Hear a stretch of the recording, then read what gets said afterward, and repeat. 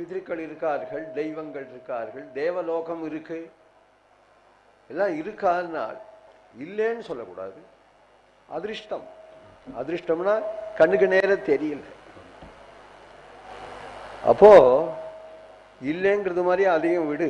அதிர்ஷ்டம் சொன்னா எப்போ அதிர்ஷ்டமோ கண்ணுக்கு தெரியலையோ அதை விடு.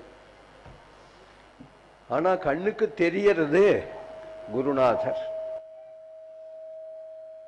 குருநாதர் நமக்கு அபயம் கொடுக்கிறார், அன்போடு பேசுறார், இங்கும் எங்கும் எப்பொழுதும் நமக்கு உறவாவே இருக்கிறார்.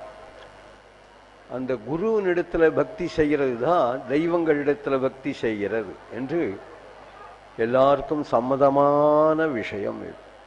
குரு பக்தி என்கின்றது குருவனுடைய தரிசனம் போறோம். அப்படி இருந்து இப்படி தரிசனம் பண்ணும்